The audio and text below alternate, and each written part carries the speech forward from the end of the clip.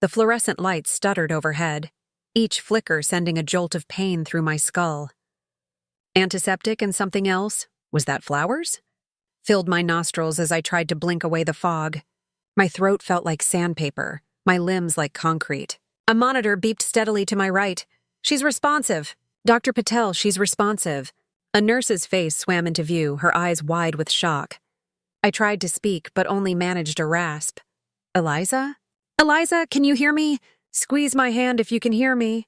I felt pressure around my fingers and summoned every ounce of strength to return the gesture. The simple act exhausted me. Get Dr. Patel now. And call her emergency contact. Emergency contact. Nathan. My husband's face materialized in my mind. Warm brown eyes. That slightly crooked smile. The tiny scar above his right eyebrow from a childhood accident. Nathan would be worried sick. How long had I been here? Mrs. Harrington, I'm Dr. Patel. You've been in a coma for almost 7 months. Do you understand what I'm saying? 7 months? The room spun violently. 7 months of my life gone. Just gone.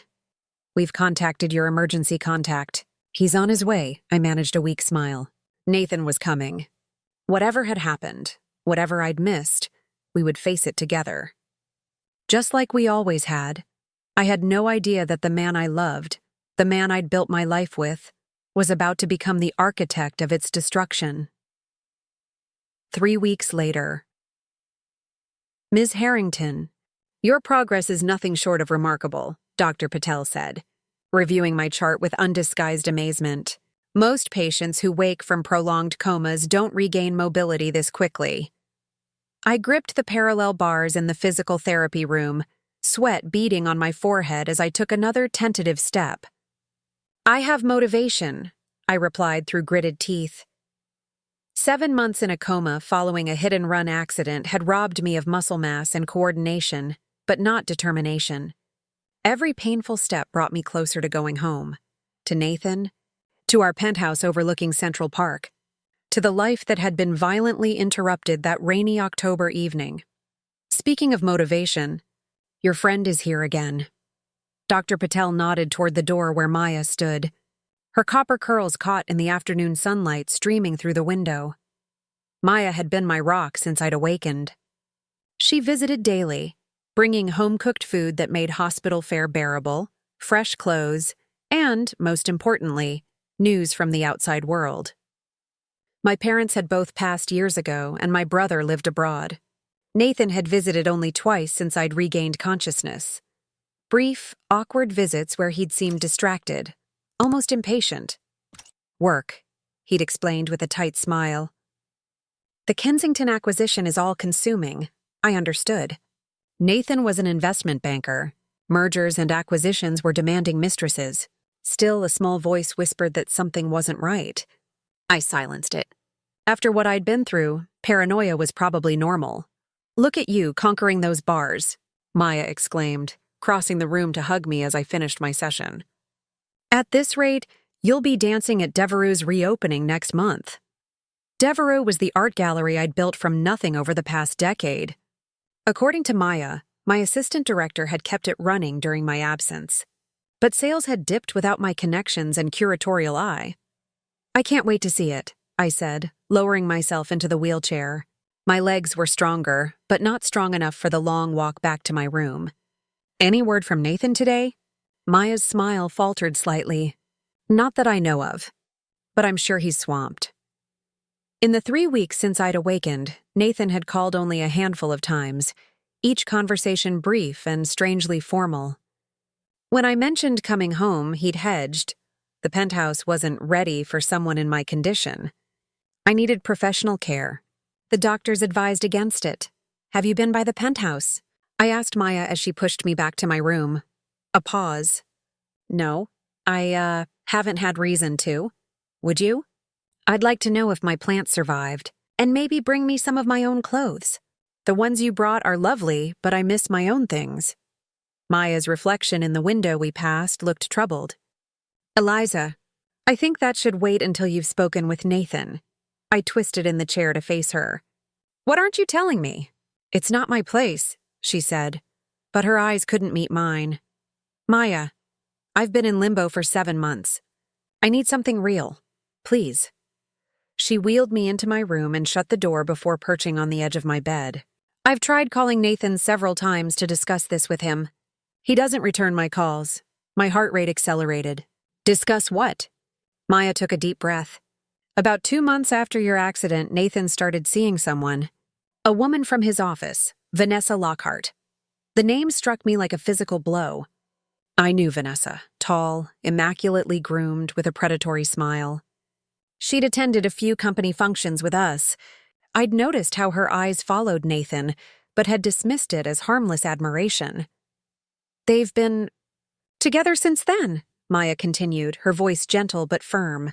I confronted him when I found out, but he said the doctors had told him your prognosis was poor, that he needed to move on. The room seemed suddenly airless. Move on? While I was still alive? There's more, Maya said, reaching for my hand. Last month they moved in together. To your penthouse. I felt as though I'd been submerged in ice water. Nathan and his mistress, living in the home we'd chosen together, sleeping in our bed, using our things. While I lay fighting for my life. I need to see, I whispered. I need to see for myself. Maya's eyes widened. Eliza, you're not discharged yet. You can't just leave. Watch me. Within an hour. I'd convinced a sympathetic nurse to grant me a 4-hour pass for mental health reasons. Maya had protested, but ultimately relented, helping me change into street clothes and escorting me to her waiting car. The drive to the Upper East Side passed in tense silence. 7 months had changed the city in subtle ways. New storefronts, different advertisements, a construction project that hadn't existed before my accident. It was like watching a familiar film with scenes I didn't recognize spliced in. As we pulled up to my building, the doorman did a double take. Miss Harrington, we heard you were... welcome back. Thank you, George, I said, leaning heavily on Maya's arm as we crossed the lobby. I'm just picking up a few things. Of course, Mr. Harrington is out, but... He stopped abruptly, looking uncomfortable. But Ms. Lockhart is upstairs? I finished for him, fighting to keep my voice steady. George nodded miserably. Yes, ma'am. The private elevator ride to the penthouse was the longest 30 seconds of my life. When the doors opened directly into my foyer, I stepped out on trembling legs, Maya hovering protectively beside me. The space before me was both intimately familiar and jarringly wrong. The furniture was the same but rearranged. My collection of vintage photography books had been replaced by sleek fashion magazines.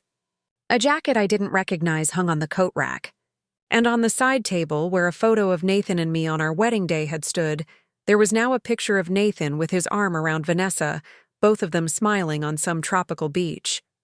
Delivery? You can leave it by the... A woman's voice called from the direction of the master bedroom, then stopped abruptly. Vanessa Lockhart stood in the hallway, wearing yoga pants and a tank top that I recognized as mine. Her dark hair was pulled into a messy bun, and her face was free of makeup, comfortable at home. In my home. For a moment, we simply stared at each other, the silence stretching taut between us. You're awake? She finally said, her voice barely above a whisper. Apparently, I replied, my own voice surprisingly steady. And you're wearing my clothes. In my house. Vanessa's hand fluttered to her chest in a defensive gesture. That's when I saw it, a flash of platinum and diamonds. On her left hand. On her ring finger, my wedding ring. The room tilted. Maya's arm tightened around my waist. Eliza, Vanessa began, taking a step forward. This isn't how we wanted you to find out. We? I echoed, the word bitter on my tongue. Nathan and we thought you'd be informed before your release. The doctors said your condition was irreversible. They said you'd likely never wake up. Yet here I am. Inconveniently conscious. Vanessa's expression hardened slightly. I understand this is a shock. But Nathan and Stop, I cut her off. I didn't come here to listen to you justify stealing my husband and my home while I was fighting for my life. I moved further into the apartment, Maya shadowing my steps. In the kitchen, evidence of a shared life mocked me. 2 coffee mugs in the sink.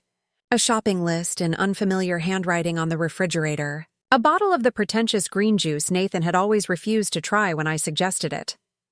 "I've come for some of my things," I said, turning back to Vanessa. "Then I'll leave you to your appropriated life." She flinched but said nothing as I made my way to what had once been my bedroom. The betrayal hit me anew when I opened the door, the bed we'd chosen together now covered with linens I didn't recognize. My vanity, where I'd spent countless mornings preparing for gallery events and charity functions, now cluttered with Vanessa's cosmetics. My closet, half emptied to make room for her clothes. I grabbed a suitcase from the back of the closet and began mechanically filling it with whatever still belonged to me. Clothes, jewelry, a few sentimental items. My hands moved on autopilot while my mind reeled. "What are you doing?" Nathan's voice froze me in place. I turned slowly to face my husband, the man who had vowed to stand by me in sickness and in health. He looked thinner than I remembered, his face more angular. But it was his eyes that had changed the most, guarded now, almost cold as they assessed me. "Hello, Nathan," I said, surprised by the calm in my voice. "I'm collecting some of my belongings. Don't worry, I won't be long." He glanced past me to where Vanessa stood in the doorway, then back to me. "You shouldn't be here." "You're still recovering." "Yes. I gathered that was your opinion when you failed to visit me more than twice in 3 weeks." I resumed packing, focusing on the mechanical task to keep from screaming or collapsing. "Congratulations, by the way. On your upgrade." Nathan's jaw tightened. "That's not fair. The doctors said your condition was permanent. That you'd likely never regain consciousness. That even if you did, you wouldn't be the same. And that justified moving your mistress into our home, giving her my wedding ring?" My voice finally broke on the last word. "I mourned you, Eliza," Nathan said, his tone hardening. "For months I sat by your bed talking to a shell. Do you know what that does to a person? I had to move on." "You're right," I said, zipping the suitcase closed with finality. "You did have to move on. But not like this. Not with her. Not in our home." "It's my home too," he countered. "My name is on the deed." Something shifted inside me then, grief crystallizing into something harder, colder, more focused. "Your name is on many things, Nathan, including the paperwork for Devereux Gallery." A flicker of unease crossed his face. "What's that supposed to mean?" "It means I trusted you. With everything." I moved past him toward the door, where Maya waited. A mistake I won't repeat. As I reached the foyer, leaning heavily on Maya's arm, exhaustion threatening to overwhelm me, Nathan called after me. "Where will you go?" "You're barely on your feet. You need care. Supervision." I turned back to face him and the woman who stood beside him, wearing my ring, living my life. "I survived a coma that should have killed me, Nathan. I think I can survive losing you." As the elevator doors closed between us, I finally allowed the tears to fall. 1 month later, Eliza Harrington, back from the dead and more fabulous than ever, Julian Chen declared, air-kissing both my cheeks before stepping back to admire my outfit, a black sheath dress that hung a bit loose on my still-recovering frame. "The vultures will be disappointed." I smiled at my old friend and occasional business rival. As the owner of a competing gallery, Julian had every reason to celebrate my extended absence from the art world. Instead, he'd been among the first to visit me after my discharge and had offered his guest apartment until I could find a new place. "Which vultures specifically?" I asked, accepting the champagne flute he offered. Around us, Devereux Gallery hummed with the energy of opening night, my official return to the art world I loved. All of them, darling. Especially the ones who thought they could scoop up your Basquiat connection while you were on an extended nap. Julian's eyes narrowed slightly. "Speaking of vultures, your ex is here. With the homewrecker." My hand tightened around the crystal stem. "I invited them." Julian's perfectly shaped eyebrows shot up. "You what?" "Tonight isn't just my return to the gallery. It's also a statement." I took a steadying breath. "Nathan may have taken my home and my marriage, but he doesn't get to take this too." Julian studied me for a moment, then nodded approvingly. Remind me never to cross you, Eliza Harrington. As he moved away to greet other guests, I scanned the crowded gallery. The exhibition, a showcase of emerging Black and Latinx artists, had been in planning stages before my accident. My assistant director, Zoe, had brought it to fruition in my absence, though sales had been disappointing. Tonight was different.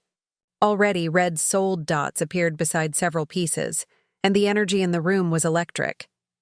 I spotted Nathan and Vanessa near the bar, both looking uncomfortable. Nathan wore the forced smile I recognized from business functions he'd endured for my sake. Vanessa, draped in a designer dress that probably cost more than most of the artwork, kept glancing toward the exit. Good. Let them squirm. Maya appeared at my elbow, resplendent in emerald green. You're drawing quite a crowd. The Times critic just arrived and I spotted at least 3 major collectors. Perfect, I said, straightening my shoulders. Time for my welcome speech. As I moved toward the small podium set up at one end of the gallery, conversations hushed. Faces turned toward me, some familiar, some new, all curious. For 7 months, I'd been a ghost, existing only in the liminal space between life and death. Now I was substance again, presence, power. Welcome, everyone, I began, my voice stronger than it had been in weeks. First, let me express my profound gratitude for your support during my unexpected sabbatical. A ripple of sympathetic laughter moved through the crowd.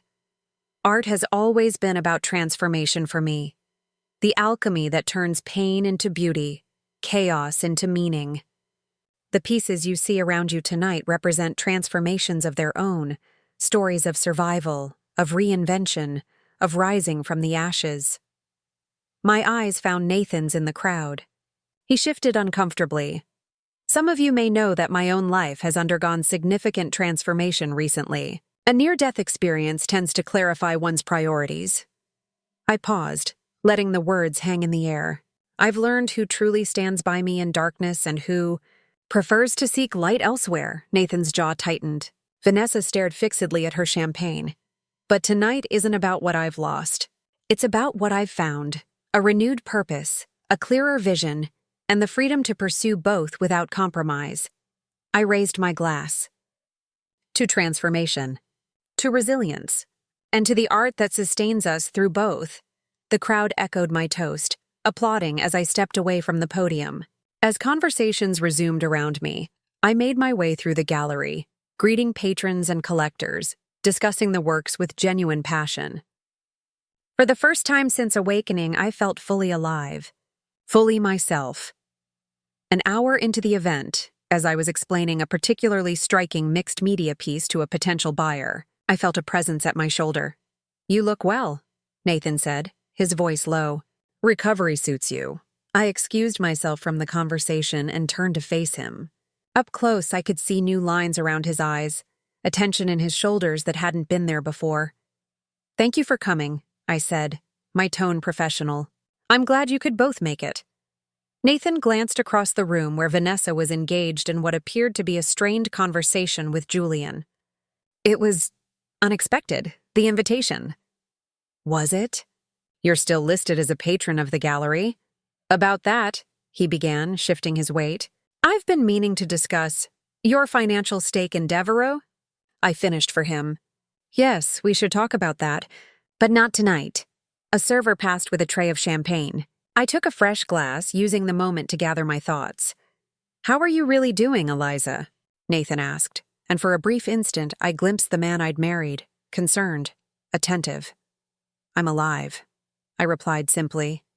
Which, according to your earlier statement, is more than you expected. He flinched. That came out wrong. I never wanted— What, Nathan? What didn't you want? For me to die? Or for me to wake up? The question hung between us, sharp and dangerous. Before he could answer, Maya approached with an older gentleman in tow. Eliza, Mr. Katsaros is eager to discuss the Delgado series with you. Grateful for the interruption, I turned to greet the collector, effectively dismissing Nathan. From the corner of my eye, I saw him rejoin Vanessa, whispering something that made her frown. The rest of the evening passed in a blur of conversations, congratulations, and sales. By closing time, over half the collection had sold, a record for a Devereux opening. As the last guests departed, I sank onto a bench in the center of the gallery, finally allowing my tired legs to rest. Maya sat beside me, kicking off her heels with a sigh of relief. Triumphant return officially accomplished. How do you feel? Exhausted, exhilarated, vindicated. I leaned my head against her shoulder, and curious about what Nathan was trying to tell me. Whatever it was, it can wait, Maya said firmly. Tonight was about you reclaiming your space in the art world. Not about him. Zoe approached with a tablet in hand. Final sales figures, she announced, her expression betraying her excitement before she even shared the numbers. We doubled our best opening night ever. I scrolled through the list of sold pieces and their prices, satisfaction warming me from within. The gallery was more than a business to me. It was my legacy, my creation. For years, Nathan had been a silent partner. His investment helping me launch Devereux when no bank would take a chance on a young woman with big ideas but limited collateral. There's one more thing, Zoe said, hesitating. Mr. Harrington purchased the Mendoza installation. Paid well above asking price, I stared at her. The Mendoza was the centerpiece of the exhibition, a powerful meditation on loss and rebirth. It was also the piece I'd been planning to keep for my personal collection. When? I asked, just before leaving. He said to tell you it was a peace offering. I laughed without humor. Peace offering or power play? Maya squeezed my hand. Does it matter? He paid top dollar and the commission is yours. Take the win, Eliza. Later that night, as Julian's driver delivered us to his building, I checked my phone for the first time in hours. Among the congratulatory messages was a text from Nathan.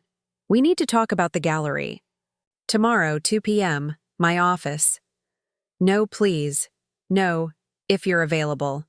Just a command, as though I were still the compliant wife who arranged her schedule around his. I typed back, my gallery, my terms. Devereux, 3 p.m. His response came almost immediately. I own 40% of Devereux. Don't forget that. A cold weight settled in my stomach. During our marriage, Nathan's financial stake in the gallery had been a background detail, important legally, but practically irrelevant as he'd never involved himself in operations. Now it loomed as a potential threat. I haven't forgotten anything, Nathan. 3 p.m. As Julian's guest apartment welcomed me with its impersonal luxury, I wondered what tomorrow would bring. One thing was certain. I hadn't fought my way back from the brink of death to lose everything I'd built.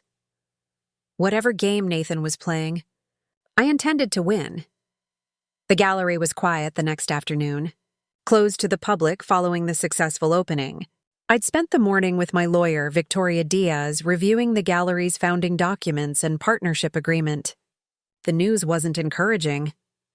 He has enough ownership to make things difficult, Victoria had explained, her expression grave. Not enough to force decisions unilaterally, but enough to block major moves or force a sale under certain conditions. Now, as I arranged 2 chairs in my private office at the back of the gallery, Victoria's words echoed in my mind. I'd called Maya earlier, asking her to join us, but she'd been unexpectedly summoned to court for another client. I would face Nathan alone. At precisely 3 p.m., I heard the gallery's front door open and close. Footsteps approached, just one set. Nathan had come alone, too. He appeared in my doorway, impeccably dressed in a charcoal suit that I'd helped him choose last year. For a disorienting moment, muscle memory kicked in. The urge to rise, to greet him with a kiss, to ask about his day. Instead, I remained seated behind my desk. Thank you for coming. Nathan took the chair opposite mine, his eyes taking in the space. The same office where we'd once celebrated new acquisitions with champagne, where I'd occasionally napped on late nights when deadlines loomed. The opening was impressive, he said, unbuttoning his jacket as he settled into the chair. You haven't lost your touch. Is that what this meeting is about? My professional capabilities? His expression hardened slightly. It's about the future of Devereux and our disentanglement. The word struck me as oddly clinical, as though we were speaking of unwinding a business merger rather than a marriage, a life built together over 8 years. Disentanglement, I repeated. Is that what your lawyers are calling it? Eliza, Nathan sighed. I didn't come here to fight. I came to propose a solution that works for both of us. Both of us meaning you and me? Or you and Vanessa? He ignored the jab. I'm prepared to sell you my stake in the gallery. I blinked, caught off guard. I'd expected threats, leverage, perhaps an attempt to force me out. Not this, why? I asked. Because it's yours, he said simply. It always has been. I was just the money. Something in his tone, a hint of bitterness perhaps, made me study him more closely. Nathan had always been supportive of my career, at least outwardly. But there had been moments, fleeting instances when I'd caught a certain look in his eye as I received accolades or press attention. Had he resented my success even while helping to facilitate it? What's your price? I asked, keeping my voice neutral. Nathan named a figure that made my breath catch, nearly double the actual value of his stake based on the gallery's financials. That's extortion, I said flatly. That's business, he countered. The gallery's value isn't just its balance sheet. It's the Harrington name, the connections, the reputation. My reputation. My connections. My name. Our name, he corrected. At least it was. I leaned forward. Is that what this is really about, Nathan? That I built something of my own while carrying your name? A muscle twitched in his jaw. Don't be absurd. This is about fair market value. No, I said slowly, realization dawning. This is about punishment. You feel guilty, as you should, and you're trying to assuage that guilt by telling yourself I deserve to be punished in some way. That I somehow drove you to betrayal. You were absent long before the accident, Eliza, he said, his voice suddenly cold. Physically present, maybe, but your mind was always here, always on the next show, the next artist, the next deal. The accusation landed like a slap. So your solution was to replace me with a younger version while I lay unconscious? To move her into our home? To give her my wedding ring? Nathan had the grace to look away at the mention of the ring. I made mistakes, he admitted. But our marriage was broken before your accident. Then why didn't you leave? Why wait until I couldn't fight back? He didn't answer immediately, and in his silence, I found my answer. Because it was easier, I said softly. Because this way you got to be the grieving husband instead of the abandoning one. You got sympathy instead of judgment. Nathan's expression confirmed my words. Always so concerned with appearances, with how others perceived him. What happened to us? I asked, genuine pain breaking through my anger. When did we become people who hurt each other like this? For a moment, Nathan's facade cracked, revealing the man I'd once loved. Vulnerable, uncertain. I don't know, he admitted. Somewhere between your 80-hour work weeks and my constant travel, between your passion for this place and my lack of passion for anything. The honesty surprised me. You could have told me you were unhappy. Would you have listened? He asked, not unkindly. Really listened, Eliza? Or would you have fixed it like you fix everything, efficiently, practically, without really addressing the underlying problem? His words hit uncomfortably close to home. I had been the fixer in our relationship, the one who managed emotions as efficiently as I managed the gallery's inventory. We'll never know now, will we? I said finally. Nathan nodded, accepting this truth. Then, reaching into his jacket, he withdrew an envelope and placed it on the desk between us. My offer. Take it or leave it. I left it untouched. And if I leave it? What then? Then I remain a 40% owner of Devereux. I'll expect quarterly financial reports and consultation on major decisions. Business as usual, just more complicated. The threat was implicit. Every show, every acquisition, every strategic decision would require his approval. My gallery, the one place that was truly mine, would become a battlefield. Why are you doing this? I asked, genuine confusion in my voice. You don't care about the gallery. You never have. Nathan's expression shifted. something like hurt flashing across his features. That's not true. I cared because you cared. I invested because I believed in you. And now? Now I need to protect myself, he said, straightforward at last. The accident, your medical bills, they depleted more of our savings than you know. The Kensington deal fell through while you were unconscious. I'm not in the financial position I was a year ago. Understanding dawned, cold and clear. So this is about money. Pure and simple. Isn't it always? He replied, a touch of the old Nathan, cynical, realistic in his tone. I finally reached for the envelope, not opening it but tapping it against the desk thoughtfully. What if I countered with something else? Something beyond money? His interest visibly piqued. I'm listening. The Penthouse. I'll sign over my half to you, free and clear. In exchange, you transfer your stake in the gallery to me. The property was worth significantly more than his gallery stake, even at his inflated valuation. We both knew it. Nathan's eyes narrowed. Why would you offer that? Because some things are worth more than market value, I said simply. This gallery is my life's work, my identity, and that apartment is just where I used to live. For a long moment, Nathan studied me, perhaps seeing me clearly for the first time in years. Then, slowly, he nodded. I'll have the paperwork drawn up tomorrow. One more condition, I added. The Mendoza piece you purchased last night. I want it back. A ghost of a smile touched his lips.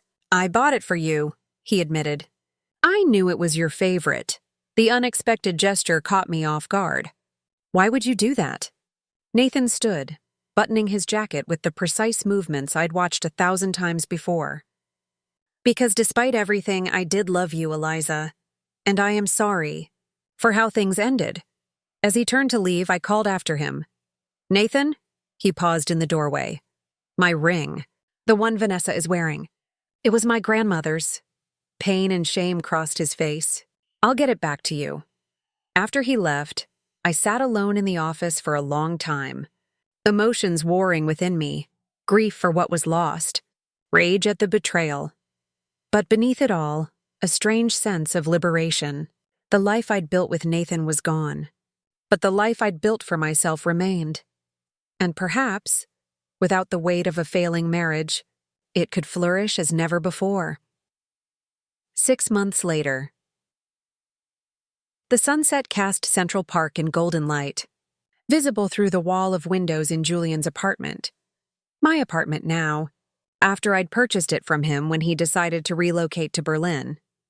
It wasn't the penthouse I'd shared with Nathan, but in many ways it suited me better, filled with light, overlooking the park I'd loved since childhood, and most importantly, mine alone, earth to Eliza. Maya's voice broke through my reverie. The caterers need final approval on the menu. I turned from the window to where my best friend sat surrounded by tablets, notebooks, and sample menus. In 2 weeks, Devereux would host its most ambitious exhibition yet, a retrospective of women artists who had created groundbreaking work while facing personal tragedy. The parallels to my own story weren't subtle, but then subtlety had never been my strong suit. Sorry, I said, refocusing. I was just thinking about how much has changed. Maya's expression softened. Good changes? Mostly, I acknowledged. The gallery's thriving. The new apartment feels like home. My body finally feels like mine again. I gestured to my frame, which had regained most of the strength and weight lost during my coma. But sometimes I still wake up expecting to be back there. With him. That's normal, Maya assured me. Trauma leaves echoes. They fade with time, but never completely disappear. She would know. As both a friend and my therapist for the past few months, Maya had guided me through the complex grief of losing both my health and my marriage in one catastrophic event. My phone buzzed with a text message. I glanced at the screen and felt a now familiar flutter of anticipation. Sergio? Maya asked, noting my expression. He's running late, I confirmed. Traffic from Colombia. Sergio Mendoza, the artist whose installation Nathan had purchased and subsequently returned to me, had become an unexpected constant in my new life. What had begun as professional admiration had evolved into friendship, and then, gradually, something more. He was different from Nathan in every way, passionate about his art rather than his bank balance, direct rather than diplomatic, supportive without being suffocating. "You're blushing," Maya observed with a grin. "I am not," I protested, though my warm cheeks betrayed me. "We're taking things slowly." 6 months of slowly is practically a Victorian courtship, Maya teased, though I understand the caution. Before I could respond, the intercom buzzed. Moments later, Sergio entered, his tall frame filling the doorway, dark curls windblown, his ever-present messenger bag slung across his chest. "Sorry I'm late," he said, crossing to kiss my cheek. "Faculty meeting ran long." As a professor of art at Columbia, in addition to his creative work, Sergio understood the demands of balancing passion and profession. "You're just in time to settle a debate about the catering," I told him, gesturing to the samples spread across the coffee table. As Sergio and Maya debated the merits of various hors d'oeuvres, I felt a surge of gratitude for this new circle of support. People who had stood by me through recovery, who celebrated my victories without keeping score. My phone buzzed again, an email notification from Victoria, my lawyer. The subject line read simply, "Final paperwork." I excused myself and stepped onto the balcony to read the message. It was brief and to the point. Nathan had signed the last of the legal documents officially transferring his stake in the gallery to me in exchange for my half of the penthouse. Our financial ties were, at last, completely severed. Included was a PDF of the executed agreement. I scrolled through it, pausing at the final page where Nathan's familiar signature appeared beside mine. Below it, a handwritten note, wishing you continued success. The formality of it struck me as both appropriate and sad, the careful distance of strangers who had once shared everything. I was still staring at the document when Sergio joined me on the balcony. "2 glasses of wine in hand. Good news?" he asked, offering me one. "The end of a chapter," I replied, accepting the glass and showing him the email. "Nathan and I are officially disentangled," as he put it. Sergio studied my expression. "How does that feel?" I considered the question, looking out over the park where couples strolled, children played, life continued in all its messy glory. "Complicated," I admitted. "I'm relieved, obviously. The gallery is fully mine now. But there's sadness, too, for what was lost. For the years that can't be reclaimed." "The past shapes us, but it doesn't define us," Sergio said, echoing a theme from his own work. "What defines us is what we create from the pieces left behind." I smiled at him. This man who understood creation and destruction as 2 sides of the same coin. "Is that from your artist statement?" "My grandmother, actually," he replied with a grin. "Much wiser than any artist statement." We stood in comfortable silence for a moment, watching the last light fade from the sky. "There's something I've been meaning to ask you," Sergio said finally. "About the retrospective. What about it?" "The Mendoza installation, my piece. Are you sure you want to include it? Given its complicated history?" The question gave me pause. The installation, a meditation on rebirth through trauma, had become entangled with my own story in ways neither of us could have predicted when he created it. "I'm sure," I said firmly. "Art doesn't exist in a vacuum. Context changes, meaning deepens it. Your piece meant one thing when I first saw it, another when Nathan bought it, and something else entirely now." "That's what makes it powerful," Sergio nodded slowly. "And you're comfortable with people knowing that story? The wall text mentions your coma, your recovery." "But not Nathan," I finished for him. "Not the betrayal. Some stories are mine alone to tell, when and if I choose." In the months since waking from my coma, I'd been approached by journalists, documentary filmmakers, even a novelist interested in adapting my inspiring story. I'd declined them all. My experience wasn't a cautionary tale or an inspiration porn narrative for public consumption. It was my life, with all its private pain and hard-won joy. "I think that's wise," Sergio said. "Some transformations should remain sacred." Inside, I could see Maya gathering her things, preparing to leave. Beyond her, The apartment that had once felt like borrowed space now reflected my own aesthetic. The Mendoza installation holding pride of place in the living room, surrounded by other pieces that spoke to resilience and rebirth. "I should go back in," I said. "Maya's leaving soon, and we still need to finalize the menu." Sergio caught my hand gently. "Before you do, I want you to know something." His dark eyes, always so expressive, held mine intently. "I see you, Eliza. Not the gallery owner, not the coma survivor, not Nathan's ex-wife. Just you." The simple declaration touched something deep within me, the part that had wondered in dark moments if I was still whole after everything I'd lost. If I was still myself without the identities that had defined me for so long. "Thank you," I whispered, squeezing his hand before releasing it. As we turned to rejoin Maya, my phone buzzed one final time. A text message from an unfamiliar number. I almost ignored it, but something compelled me to look. A photo appeared on the screen. My grandmother's ring, the platinum and diamond band that had been passed down through generations, that Nathan had given to Vanessa while I lay unconscious. Beneath it, a simple message. "It's at the gallery, where it belongs." No signature, but none was needed. Nathan's final gesture of reconciliation, or perhaps atonement. I slipped the phone back into my pocket without sharing its contents. Some endings were meant to be private. "Everything okay?" Sergio asked as we stepped back inside. I smiled, the weight of the past finally lifting from my shoulders. "Everything is exactly as it should be." Across the room, Maya raised her glass in a silent toast, her eyes knowing.